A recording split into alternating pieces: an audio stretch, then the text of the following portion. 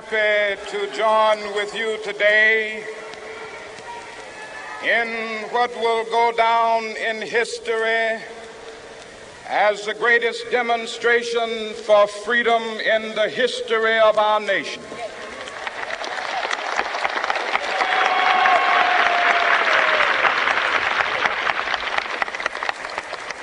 Five score years ago, a great American in whose symbolic shadow we stand today signed the Emancipation Proclamation. This momentous decree came as a great beacon light of hope to millions of Negro slaves who had been seared in the flames of withering injustice. It came as a joyous daybreak to end the long night of their captivity. But 100 years later, the Negro still is not free. 100 years later, the life of the Negro is still sadly crippled by the manacles of segregation and the chains of discrimination. 100 years later, the Negro lives on a lonely island of poverty. I have a dream that one day this nation will rise up and live out the true meaning of its creed. We hold these truths to be self-evident, that all men are created equal.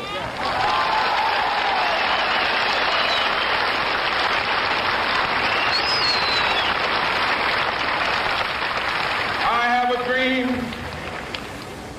that one day on the red hills of Georgia, sons of former slaves and the sons of former slave owners will they be able to sit down together at the table of brotherhood. I have a dream that one day, even the state of Mississippi, a state sweltering with the heat of injustice, sweltering with the heat of oppression, will be transformed into an oasis of freedom and justice. I have a dream. My four little children will one day live in a nation where they will not be judged by the color of their skin, but by the content of their character. I have a dream today.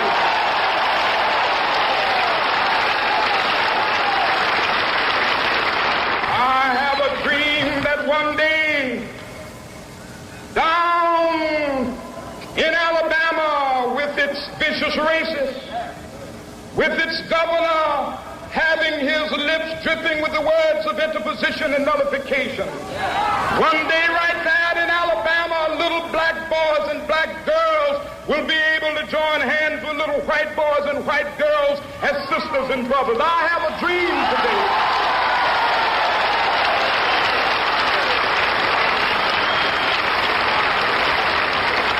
I have a dream that one day every valley shall be exalted, and every hill and mountain shall be made low. The rough places will be made plain, and the crooked places will be made straight, and the glory of the Lord shall be revealed, and all flesh shall see it together. This is our hope. This is the faith that I go back to the South with. With this faith, we will be able to hew out of the mountain of despair a stone of hope. With this faith, we will be able to transform the jangling discords of our nation into a beautiful symphony of brotherhood. With this faith, we will be able to work together, to pray together, to struggle together, to go to jail together, to stand up for freedom together, knowing that we will be free one day.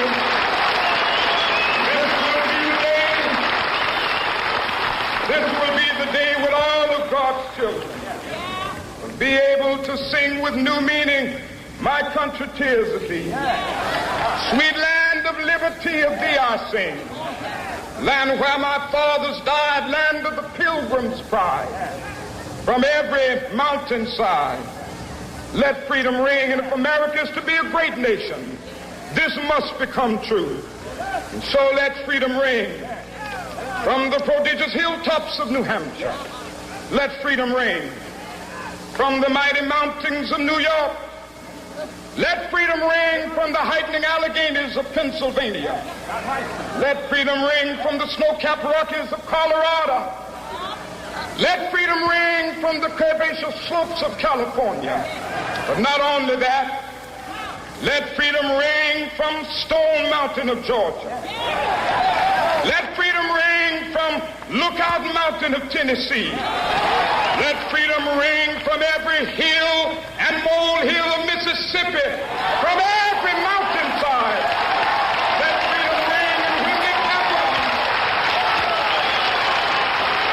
when we allow freedom ring, when we let it ring from every village and every hamlet, from every state and every city, we will be able to speed up that day when all of God's children, black men and white men, Jews and Gentiles, Protestants and Catholics, will be able to join hands and sing in the words of the old Negro spiritual, free at last, thank God.